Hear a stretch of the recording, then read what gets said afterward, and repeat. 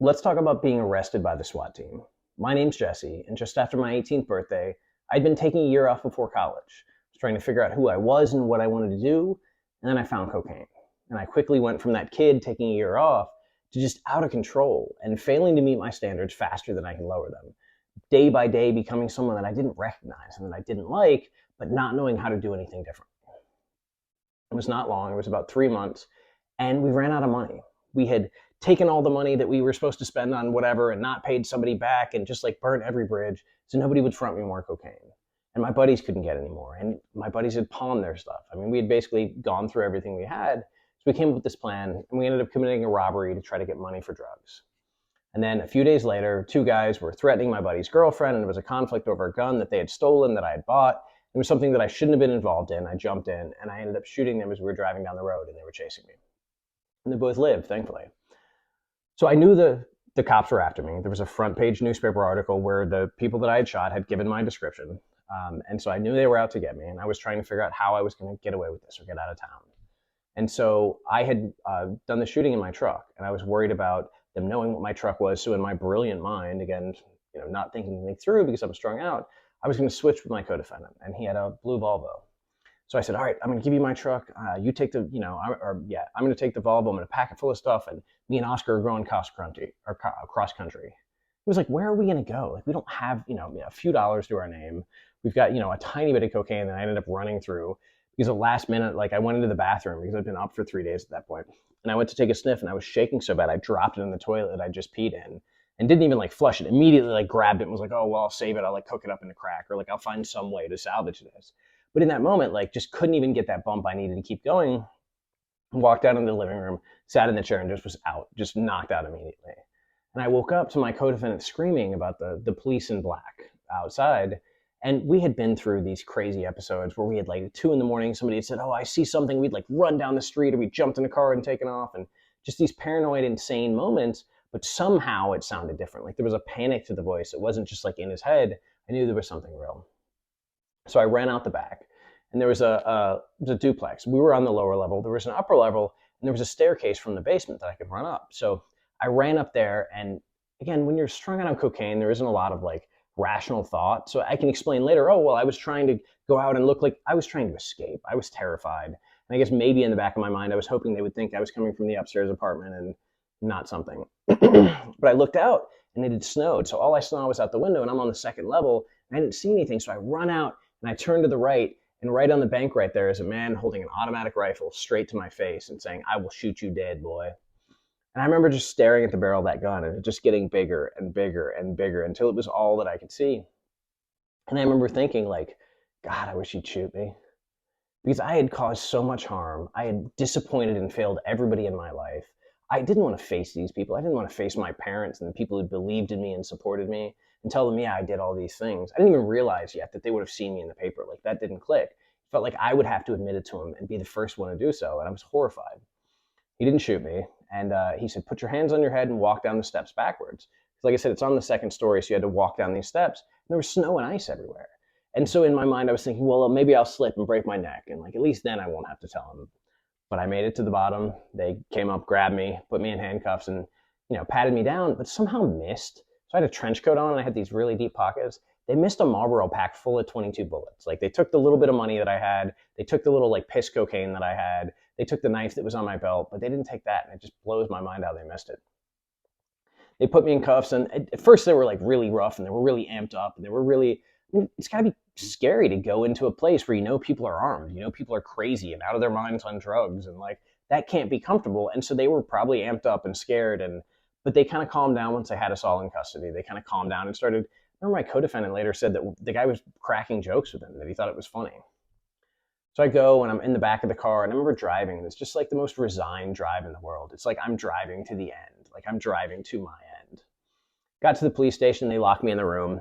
I'm still in the handcuffs, but I can like fish in my pocket. So I fish in my pocket and I grabbed the Marlboro pack, and I was wondering, I was like, what do I do? Do I hide these, or do I like, so the detective comes in, and he goes, do you have anything to say? I said, no, but I've got something to give you. I don't think I'm supposed to have these. And I slid them on the table and like used my hands to knock them over to him. And he picked up the pack, and he just got red in the face. And he was just like, oh my God, like, whoever the officer was obviously hadn't done their job. And he was very upset about that. And I'm sure he made somebody know he was very upset. And so there are two detectives that ended up coming in. The first one was for the robbery, and the second was for the shooting. And the robbery guy came in, and he was like, hey, I need you to sign this form. And, I really understand this is not on you. And, you're probably just around really bad people. And even said something really racist. I know the Mexicans you were with did this. And I was like, yeah, I'm good. I don't. But then he got mad and was like, oh, well, if you don't do this, I'm going to stick you. So he just did this good cop, bad cop thing, but it just never came across as genuine. It just appeared to be contrived. And even in my kind of feral state, I just was resonating. This is not somebody that I trust, and I'm not going to give a statement anyways. So the next guy comes in, and he's this old guy, and he's just totally relaxed and totally genuine. And weirdly, I immediately liked him. And he said, hey, you know what? Here's what I got for the shooting. I got this and this and this and this. And I don't really need anything from you. There's really nothing you can do. So if you want to make a statement, if you want to try to help yourself, I understand. But if not, I really don't care. I was like, okay, that feels genuine. I immediately liked the guy, and I wanted to I don't know, help him, but I wanted to do something. And the only thing I said was, just look into those two guys. Look into whether they were really innocent bystanders, because that's what the newspaper had said. And that was a point at which I still wasn't able to accept responsibility. I still wasn't able to be look, I shouldn't have been in that situation. I created that situation. In my mind, I was looking for the way to weasel out, for it to be somebody else's fault, or for it to be less my fault than it was. So basically continue, do whatever. And I go to the jail, and I'm only there for 30 minutes or 40 minutes. And I'm wondering in the jail, where's everybody at? Where are my co-defendants at? Because you go into this R&D block.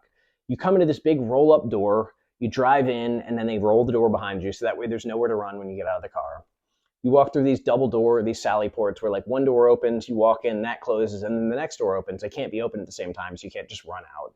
And they take me in front of the receiving thing, and take my fingerprints, and take my mugshot, and then just lock me in a cell. And I'm looking, I'm like, man, are they already here? And I wait an hour, and then I wait 2 hours, and then my first co-defendant comes through, and I'm like, and if he's been in there for 2 hours, he obviously made a statement. And then I wait another hour, and another co-defendant comes through. Finally, another hour, the fourth guy comes through. So they had all obviously made statements. My dad had raised me with this, you don't snitch, you don't tell, you don't do this. That had been internalized from my youth. And additionally, I didn't even understand. We had done all this stuff together. What are we going to get out of this? It just didn't make sense to me that they would try to throw somebody under the bus. And looking back, I wish I had been accountable and been hey, this is what I did. I'm absolutely guilty. I'm not making a statement on anybody else, but I accept responsibility for that. But I wasn't yet there. So in my mind, I'm kind of eyeing them and thinking oh, what you did, and I'm angry, and it's just not a good place to be. And then I ended up passing out. I don't know, a couple hours after I got there, when the adrenaline of having an assault rifle pointed in your face wore off, and I would only wake up for the next 3 days long enough to eat. Because 3 times a day, they would take these little styrofoam containers, they would turn the key, and they would drop the little tray slot on your door. So it's a metal door with a little glass window you could see through, then a metal bottom, but then a tray slot where they could slide this in. So they would put it on the thing, I would grab it, I would stuff it down really quick, maybe throw some water in my face or drink some water, or use the bathroom, and then just go right back to the bed. And the bed was just this really thin mattress, really thin this way and also really short, and it had sheets that weren't fitted. And I'd never seen non-fitted sheets in my life. I didn't know they existed. So I just tucked them under and didn't know why they kept coming undone. It wasn't until, I got moved later and somebody's like, no, you got to tie the sheets. That's how it works.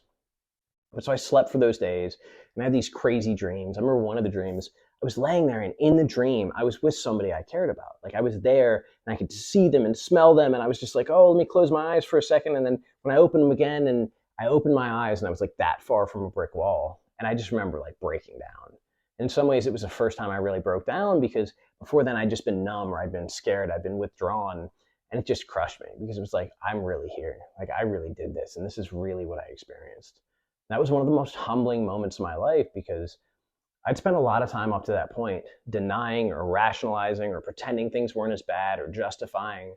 And in that moment, sitting in that cell, facing this concrete wall, there was no choice but to accept just how bad I was, just how much harm I'd done, just how much I'd lost myself, just how much I disappointed everybody else, just how much I disappointed myself. And it was one of those moments that really felt like a collapse. And thankfully, it was one of those moments that eventually led to me being the person that I am today.